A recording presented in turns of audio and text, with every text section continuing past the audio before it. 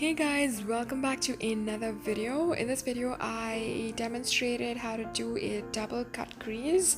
So this video is going to be again showing more of the eye look in depth and just the base of the face.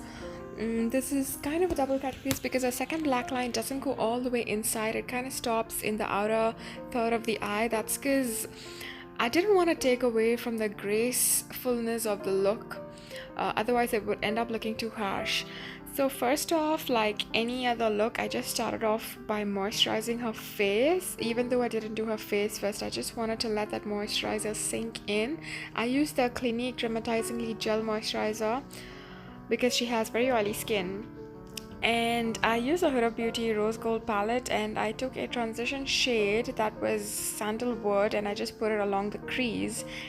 And then I took a maroonish shade and I laid it just under that. That's why I'm not telling you the shade names, because you can actually use any palette. Make sure to take a transitional light brownish kind of shade and then use a darker shade right underneath it. And then I'm cutting the crease with a concealer. I use the LA Girl Pro Concealer. Actually, this is not the best concealer suited for this purpose because it is a little bit emollient. It's not very thick, so I'd suggest you to use a Tarte Shape Tape or something like that, because the concealer has to be a little bit thick so that it can dry fast, and also sometimes your eyelids tend to get oily. So if you're using a very thin concealer like LA Girl, it can tend to crease. Now, because I've used this concealer so much, I know how to set it and I know how to work with it, but this is not the best, most optimal concealer for this purpose. Once I set it, I didn't put it with powder. I just kind of applied it and I let it dry. Don't set your concealer with powder. It takes away from the pigmentation of the shadows which you're going to put afterwards. So I'm using a rose gold shade and I'm not even using my fingers. I just use the brush. I don't even wet the brush. So if you want the true pigmentation of the shadows to be seen, don't set your concealer or your eye base with powder after that. So basically I just put a rose gold shade in the second half of the lid, and then I use kind of a orangish kind of shade in the middle, and then I used a champagne gold right in the beginning. I patted it, and then I'm just using a thin brush to kind of just define the crease a little bit more. And when I did that, some of the shadow will actually get transferred back to the lid, so you always have to go back to redefine your crease and redefine your lid and make sure that the lid colors are popping. You don't want colors to be overlapping in areas that it shouldn't be. And this is the Ace Beauty eyeshadow. It has glitter particles, which is not very evident in the video, and I'm just kind of dabbing it on top of the eyelid. And then I'm using the Inglot number 77 gel liner. This is a very thick and black liner. You can use any liner you have, but preferably use a gel liner because a gel liner is easy to maneuver compared to a liquid eyeliner. If you're a beginner, I'd suggest you to use a Maybelline or a L'Oreal gel liner.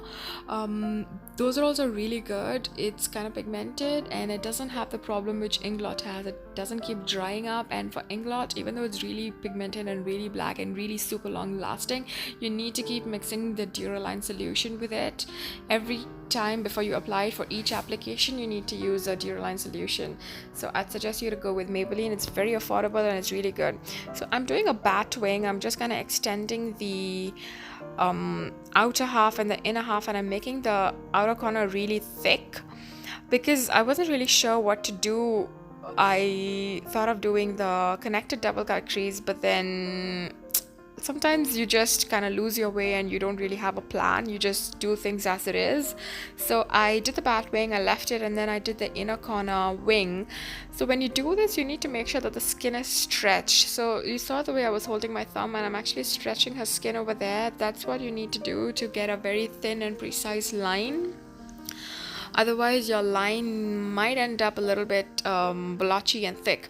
This is the Makeup Forever Aqua XL pencil. This is a very this is a really good pencil to use on the lower lash line, or just a pencil to use in general. So when you're doing the lower lash line, make sure you're kind of pulling the skin a little bit down, and then you're just rubbing the pencil along, otherwise you're gonna poke her eye. And this is when I got inspiration to do the double cut crease. So I went back to the liner, which dried up by this point, so I had to add in the Duraline, and I just extended the line a little bit upward to give her eyes more of a definition.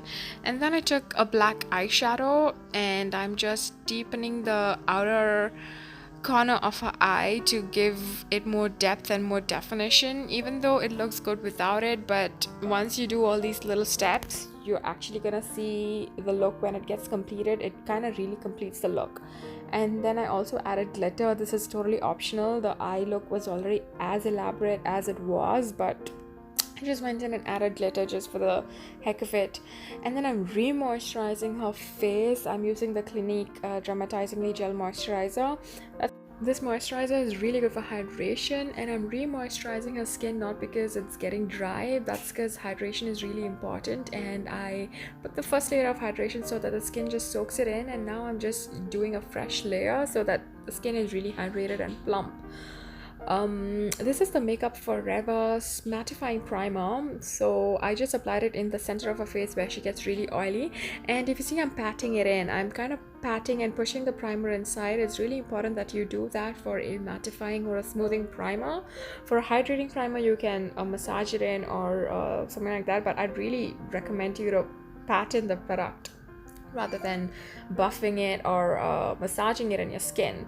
So the moisturizer is the product that you have to massage it, and the primer preferably just pat it because you need it to smoothen out your skin.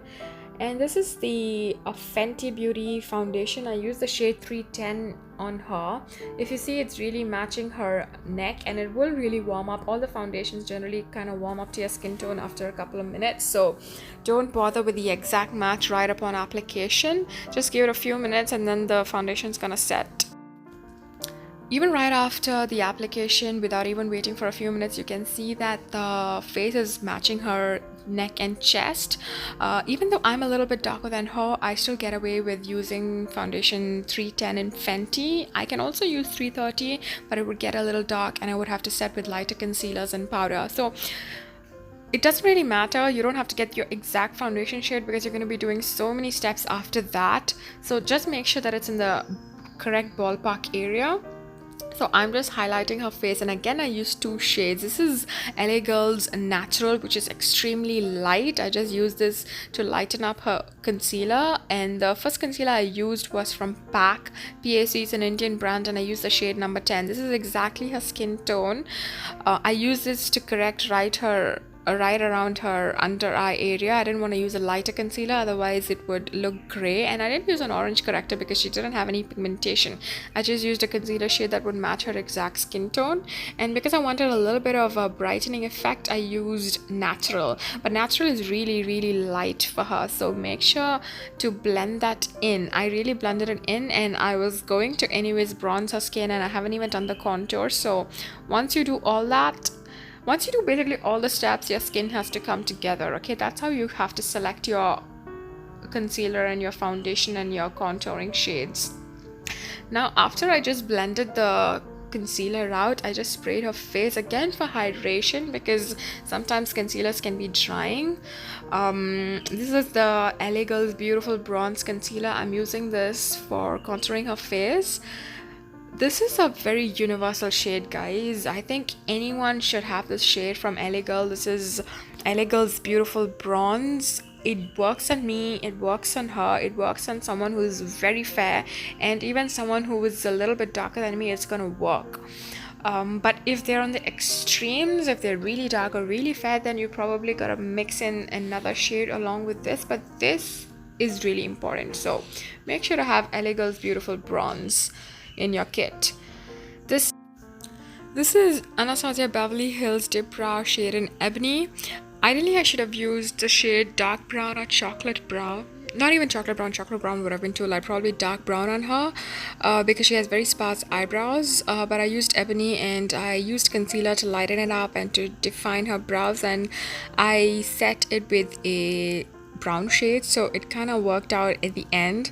And then I already set her face. I set her face with a Huda Beauty powder off camera. I didn't show it. I'll probably show how to set the face in the coming videos.